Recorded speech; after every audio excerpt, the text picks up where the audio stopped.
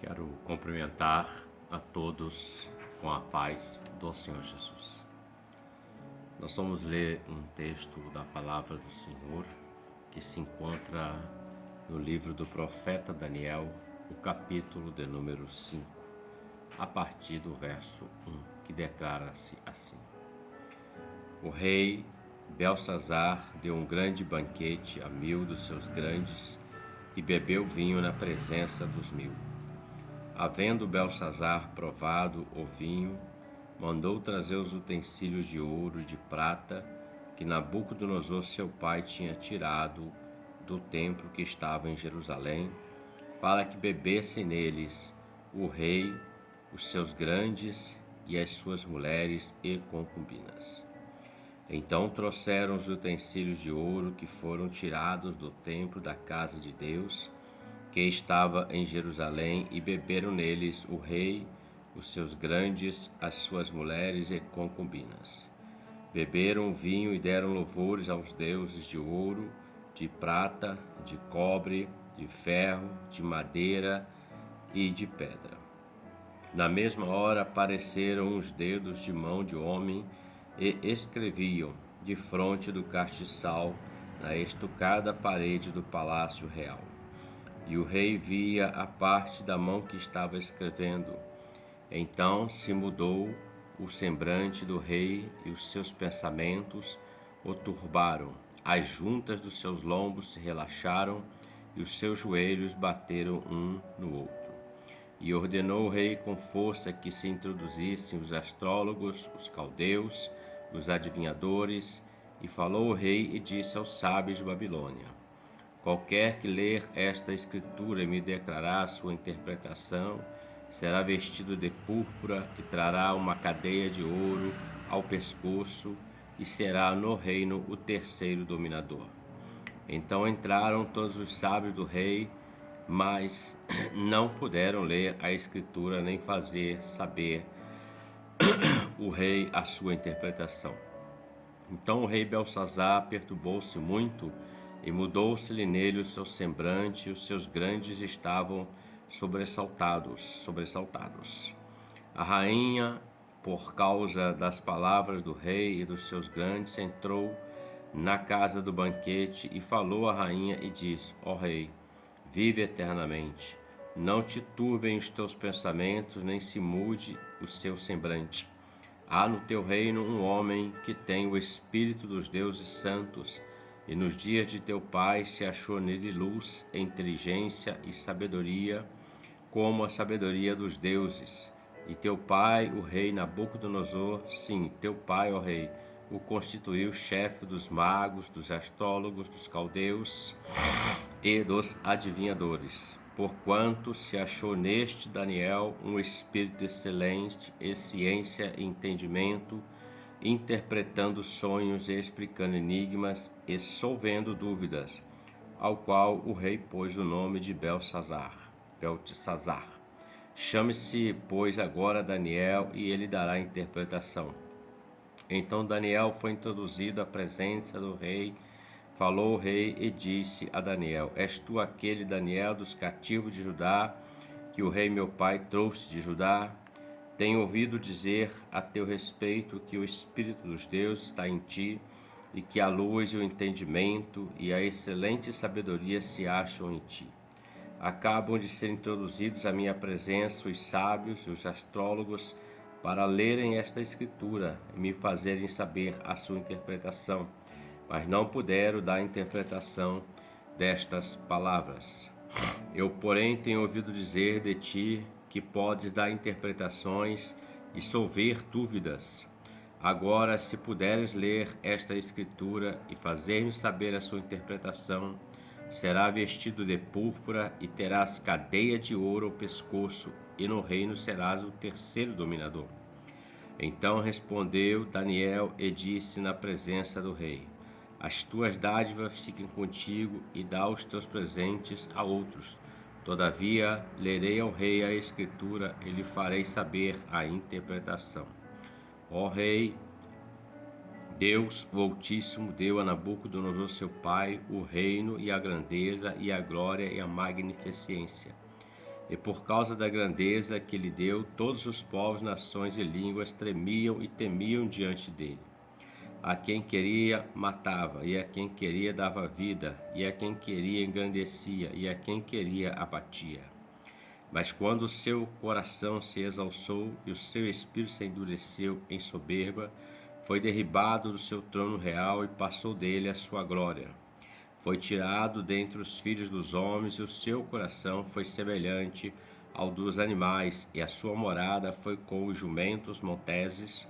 Fizeram-no comer erva como os bois, e pelo orvalho do céu foi molhado o seu corpo, até que conheceu que Deus, o Altíssimo, tem domínio sobre os reinos dos homens e a quem quer constitui sobre eles. E tu, seu filho Belsazar, não humilhaste o teu coração, ainda que eu soubesse de tudo isso, e te levantaste contra o Senhor do céu, pois foram trazidos os utensílios da casa dele perante ti, e tu, os teus grandes, as tuas mulheres e as tuas concubinas bebeste vinho neles. Além disso, deste louvores aos deuses de prata, de ouro, de cobre, de ferro, de madeira e de pedra, que não veem, não ouvem, não sabem, mas a Deus, em cuja mão está a tua vida, e todos os teus caminhos a ele não glorificaste. Então dele foi enviada aquela parte da mão, e escreveu-se esta escritura. Esta, pois, é a escritura que se escreveu: Mene, Mene, Tekel, Parsim. Esta é a interpretação daquilo. Mene, contou Deus o teu reino e o acabou. Tekel, pesado foste na balança e foste achado em falta. Pérez, ou Parsim, dividido foi o teu reino e deu-se aos medos e aos persas. Então mandou Belsazar que vestisse Daniel de púrpura e que lhe pusesse uma cadeia de ouro no pescoço, e o proclamasse a respeito dele que havia de ser terceiro dominador do reino. Naquela mesma noite foi morto Belsazar, rei dos caldeus, e Dario o Medo ocupou o reino da idade de 62 anos. O texto é longo, mas faz-se necessário para entendermos o que vamos falar aqui. Nós vamos falar dentro de um tema chamado 4 fundamentos que firmam a vida do homem sem Deus, atraindo eles aos banquetes e conduzindo-os à morte física e à morte espiritual. 4 fundamentos que levam o homem à morte física e espiritual, o homem sem Deus. O episódio fala de uma festa. Ele começa dizendo que Belsazar, que era o sucessor de Nabucodonosor, o qual foi um monarca do mundo antigo, o primeiro império, chamado Império Babilônico, que dominou o mundo antigo por um tempo determinado por Deus. O texto fala de uma festa onde Belsazar estava celebrando alguma coisa, porque a palavra fala que ele deu um grande banquete a 1000 dos seus grandes e bebeu vinho na presença de todos. Ou seja, estavam celebrando e festejando algo, comendo, bebendo, se divertindo, e até estava diante deles as suas concubinas, as outras mulheres. E acontece uma cena que nós lemos aqui, que quando ele traz os utensílios da casa do Senhor, do templo, ou seja, os cálices, os copos de ouro da casa do Senhor de prata, para poder botar nele o vinho babilônico e beber, acontece algo que paralisou, acabou aquela festa e todos ficaram turbados, com semblantes caídos, assustados, pois lemos até que o próprio rei, os seus joelhos tremeram, tamanho era o medo e o temor daquilo que aconteceu. Uma mão sem corpo, ela aparece e começa a escrever na parede que estava ali naquele palácio, dizendo: Mene, Mene, Tekel, Parsim.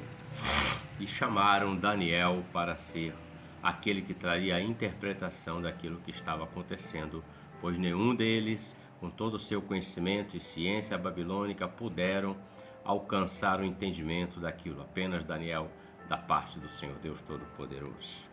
Então veja, a festa pagã de Belsazar é um símbolo perfeito do mundo sem Deus, que vai declinando cada vez mais sem dar importância ao juízo de Deus. Tudo que está acontecendo, que aconteceu, melhor dizendo, está acontecendo e vai acontecer, já está predito na palavra do Senhor, a Bíblia Sagrada, acerca do homem, do fim dos tempos, da humanidade, o destino de todos, sejam crentes, não crentes, sejam servos, não servos, gentios, judeus, tudo está destinado e escrito os acontecimentos. E há também descrito como o homem vai escapar de uma condenação eterna. Nesta festa podemos ver o retrato da conduta repreensível e vulgar do mundo. Encontramos os ingredientes que compõem os manjares oferecidos aos homens dos nossos dias, os homens que não são de Deus, homens do mundo, é o que estamos falando. Nela vemos esses 4 fundamentos que vamos citar aqui. 4 fundamentos que firmam a vida do homem sem Deus, levando-o aos banquetes e à morte eterna, e à morte física e à morte eterna, a morte espiritual. Pois bem, primeiro fundamento. O texto fala que eles se embriagaram com vinho, estavam bebendo o vinho e estavam embriagados. O vinho, no contexto bíblico, ele simboliza alegria, a alegria do Espírito Santo. Paulo até fala para enchermos do Espírito Santo e não do vinho do mundo, o vinho mundano, a alegria do Espírito Santo. O vinho que Belsazar bebeu com seus grandes não foi o vinho do Espírito Santo, que gera vida, mas o vinho do mundo, em que há pecado sobre toda forma e de todo tipo que se possa imaginar, segundo o desejo do coração do homem sem Deus.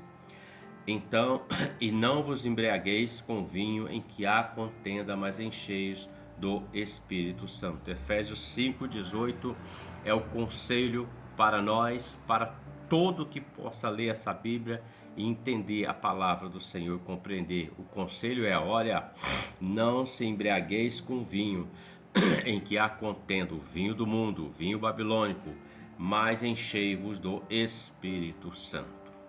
A festa do mundo, os atrativos, as diversões, os eventos musicais, os programas, as baladas, as rave, os encontros, os pagodes e tantos outros tipos de festas, só muda-se o nome, mas o que está dentro daquele contexto é o mesmo, é o embriagar-se, é o desejo mundano que vai levando o homem cada dia mais a se afastar de Deus, caminhando para uma morte eterna sem Deus. Convidam as pessoas, esse tipo de atrativos, à dissolução, à alegria, à banalidade, aquilo que é nocivo e carnal, aquilo que é ruim, aquilo que apenas serve para agradar a carne, o desejo da carne. Olha o conselho de Efésios 5:18: e não vos embriagueis com vinho que há contenda, mas enchei-vos do Espírito Santo. Eclesiastes capítulo 7, no verso 2, Salomão, ele escreve o seguinte: melhor é ir à casa onde há luto do que ir à casa onde há banquete, porque ali se vê o fim de todos os homens, e os vivos aplicam seu coração. O que Salomão está dizendo é o seguinte: em uma festa as pessoas estão andando, caminhando, se alegrando, bebendo, realizando o desejo da sua carne. Mas aquela alegria, aquele momento é como se fosse uma alegria, mas ela é uma condenação, é um espírito de morte que está pairando sobre este. Porque naquele momento ninguém está trazendo a reflexão à sua vida. Mas quando o homem vai, por exemplo, como ele cita aqui, ele vai a um sepultamento onde há um luto, um choro, ali os vivos aplicam o seu coração. O que Salomão está dizendo é o seguinte: todo aquele que vai em um sepultamento, ele olha aquela pessoa, aquele corpo que está ali, nenhum caixão, está velando os últimos momentos daquela vida, um corpo presente antes de descê-la à terra, o pó da terra, e aquela vida que era vida já não está mais nele, está apenas a matéria. E a maioria, e todos podemos até afirmar assim, ou um ou outro não, mas todos podemos afirmar que ele aplica-se ao seu coração. Muitos até dizem o seguinte: esse é o fim de todos, a morte é para todos. e há naquele momento uma comoção, uma reflexão da vida, onde pessoas se lembram de situações que elas fizeram que não levaram ela a algo mais excelente, e ela sabe que ela vai partir dessa vida. A maior certeza que você e eu podemos ter, que o homem pode ter, é que um dia nós nascemos, mas haverá um dia em que nós vamos morrer também. A grande pergunta que fica é, entre nascer e morrer, que é o tempo nosso de existência terreno, o que estamos fazendo? Estamos fundados em fundamentos que levam o homem a se afastar de Deus cada dia mais? Ou estamos fundados nos fundamentos eternos da palavra do Senhor, no amor do Senhor, na direção do seu Espírito Santo, que leva o homem à eternidade com Deus? Então, o primeiro fundamento, o primeiro pilar, se chama o embriagar-se com vinho, que é o homem ser participante dos convites das coisas do mundo que levam ele cada dia mais para longe do Senhor. Segundo fundamento, fala que havia grandes e um grande banquete, 1000 dos seus grandes bebeu vinho na presença dele. Então fala do apegar-se aos grandes. A sociedade, o mundo tem fabricado seus ídolos, aqueles que aos seus olhos são tidos como grandes. É o ídolo, ou seja, é o cantor, é o pregador, é o homem tal, é o político tal, é o atleta tal e tantas outros ídolos que estão aí diante do homem. São chamados grandes, e aqueles que admiram, veneram, seguem, são pequenos diante desses, são como servos destes quais eles seguem. Toma-os por modelos e os trazem para animar as suas festas, os grandes acontecimentos sociais. Exemplo, vai ter um evento em tal lugar na cidade, então chama-se uma atração musical, um outro tipo de atração para atrair aquela multidão, e muitos vão àquele lugar para celebrar aquilo. Então aquilo é apegar-se ao grande, aquele que está em evidência naquele tempo, naquele momento.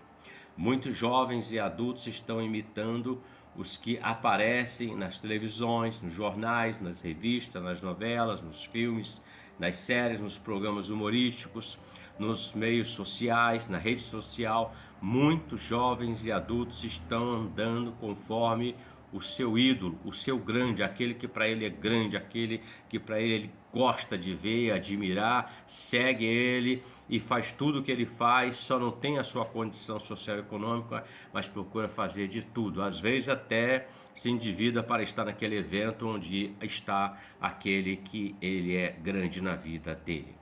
Tomam para si como modelos e se fazem semelhantes a eles. Muitos já podemos dizer assim, podemos observar que já se assemelharam aos grandes, é no corte de cabelo, no jeito de falar e tantas outras coisas. Então o homem está com o seu segundo fundamento, significa apegar-se ao grande, é estar com os grandes da terra, andar com os maiores. Então logo ele se torna um idólatra e pratica idolatria, porque o ídolo dele é o Deus dele, e aonde está o ídolo dele, ele vai e até faz-se como o seu ídolo, para que isso satisfaça o desejo da sua carne. E ele se acha que está bem, está pleno, está tudo certo, como muitos dizem, eu estou vivendo, o importante é ser feliz. Mas a pergunta que fica é, que felicidade é essa que vai tirar o homem da eternidade com Deus, vai levar ele para quando ele partir desta vida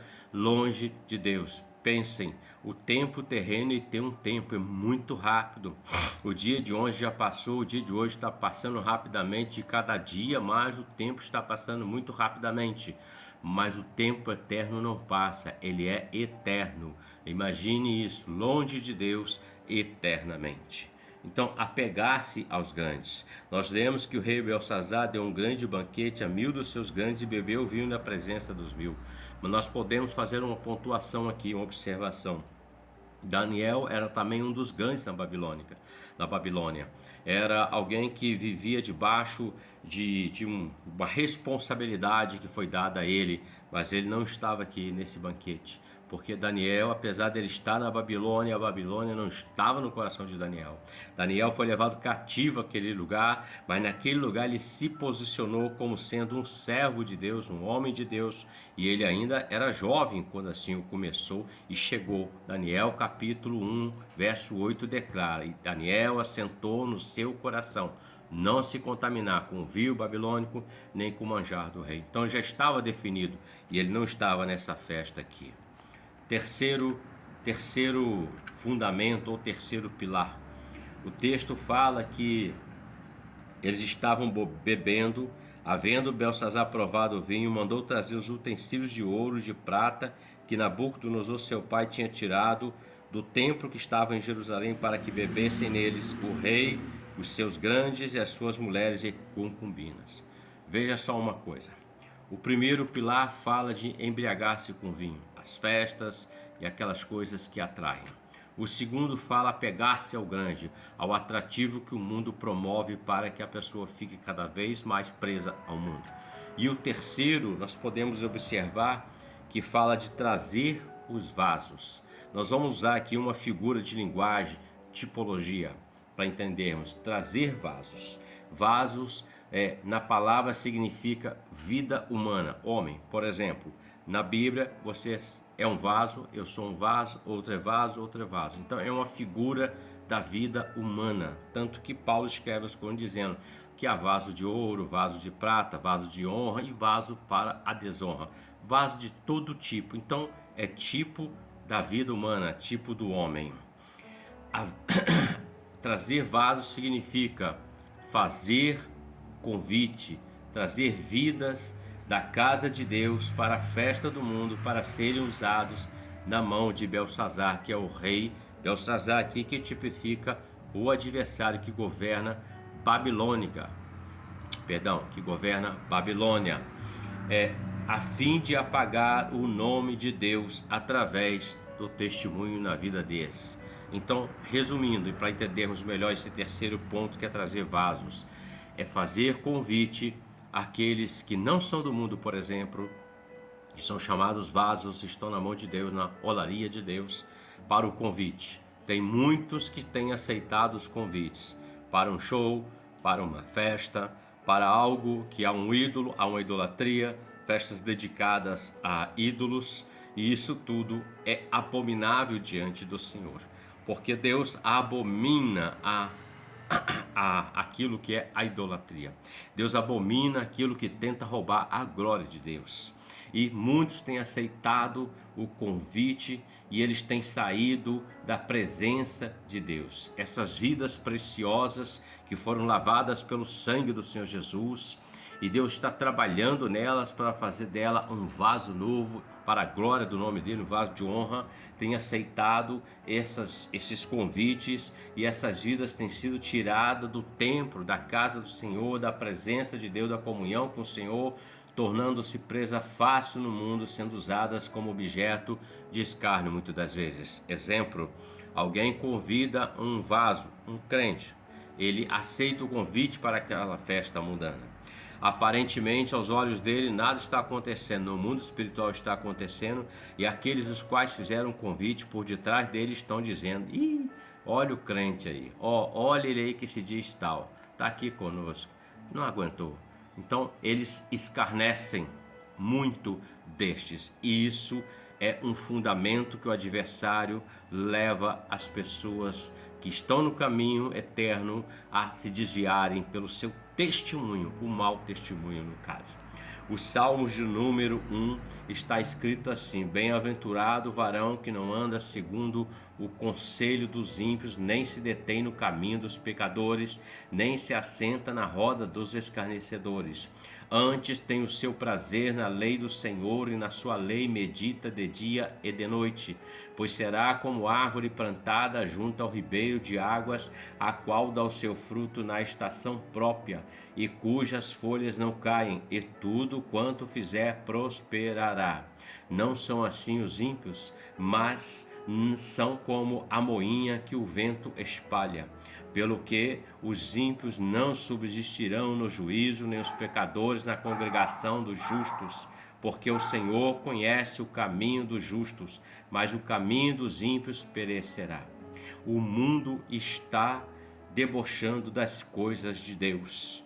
Veja, ele mandou buscar os vasos, os utensílios da casa de Deus, de ouro e prata. Isso representa na sua figura debochar das coisas que são de Deus. Nós estamos vivendo dias onde até a própria palavra, a Bíblia Sagrada, que muda o homem pela palavra, pela ação do Espírito Santo, mudando o homem, um homem melhor, novo, diante da sociedade, está sendo impedida em muitos lugares de ter a sua prática, a sua leitura até. Então o mundo tem escarnecido e debochado das coisas santas, das coisas de Deus, querendo fazer com que essas coisas façam parte do mundo, mas jamais serão feitas partes do mundo, porque são sagradas, são dedicadas e consagradas ao Deus Eterno Todo-Poderoso. O mundo está debochando das coisas de Deus através de exemplos, palavras torpes, gestos obscenos, vestuários, mente contaminada com as coisas do mundo. Já não pensam mais nas coisas que são do alto, mas pensam somente nas que são de baixo, naquelas que lhe trazem prazer, satisfação. Até dizem: eu vivo a vida é minha e eu não tenho que dar satisfação a ninguém. É fato que há um livre-arbítrio, a decisão sempre será do homem, e este escarnece daquele que pagou o alto preço, entregando a sua vida, o seu sangue no Calvário, para que o homem tenha vida abundante. Então o mundo tem escarnecido e isso vai piorar cada dia mais até o grande dia. Quarto fundamento, fala-se de entregar-se à idolatria. O verso 4 está escrito: beberam vinho e deram louvores aos deuses de ouro, de prata, de cobre, de ferro, de madeira e de pedra. Veja, eles deram louvores, isso representa adoração. Aqueles ídolos, e aqui fala da sua confecção, da sua construção, que eram ídolos de prata, ouro, cobre, ferro, madeira e pedra. Todo material perecível, material terreno. Aqui Deus não está nesse negócio. Então o quarto fundamento ou base que o mundo tem vivido e levado as pessoas à morte eterna é entregar-se à idolatria. Romanos capítulo 1, verso 28 e 32 está escrito: e como eles não se importaram em ter conhecimento de Deus, assim Deus os entregou um sentimento perverso para fazerem coisas que não convêm, estando cheios de toda iniquidade, prostituição, malícia, avareza, maldade, cheios de inveja, homicídio, contenda, engano, malignidade, sendo murmuradores, detratores, aborrecedores de Deus, injuriadores, soberbos, presunçosos, inventores de males, desobedientes aos pais e às mães, nécios, infiéis nos contratos, sem afeição natural, irreconciliáveis, sem misericórdia, os quais, conhecendo a justiça de Deus, que são dignos de morte, que os tais coisas praticam, não somente as fazem, mas também consentem aos que se fazem. Veja, a palavra em Romanos já está descrevendo exatamente como não é tão atual como nós. E Isaías 42:8 fala: eu sou o Senhor, este é meu nome, a minha glória, pois a outra não darei, nem o meu louvor às imagens de escritura. Nós vivemos num mundo marcado pela perversão espiritual, onde o misticismo, a superstição e toda a variedade de adoração a ídolos tomou lugar na prática religiosa das pessoas. É leitura de horóscopo, cartomancia, prática de feitiçaria, simpatias, rezas, búzios, invocação de espírito. Então o mundo está entregue a uma idolatria, e o Senhor, conforme lemos em Isaías, ele não dá nem o meu louvor à imagem de escritura. Deus não está na idolatria, Deus abomina a idolatria. Então veja que isso são 4 fundamentos que fez com que o rei Belsazar, que representa o adversário, todos que ali estavam com ele, pudessem caminhar para uma morte que representa aquilo na vida do homem atual em nossos dias. Então, na nossa conclusão aqui, para entendermos, Daniel, ele tinha uma posição diante da festa. Ele estava definido não se contaminar com aquilo que estava ali. Ele não aceitou o convite. A experiência externa de Daniel era fruto de uma definição pelo Senhor. Sabia que a sua escolha vacilasse, a sua fé manquejaria. Não se contaminar, não comer, é um ato todo dia, todos os momentos. Então Daniel é um exemplo bom daquele que morará com o Senhor eternamente. Belsazar e os seus grandes é daqueles que amam o mundo, as coisas do mundo, e viverá afastado do Senhor. Reflita sobre isso. Que Deus te abençoe, nos abençoe por essa palavra, em nome do Senhor Jesus. Amém.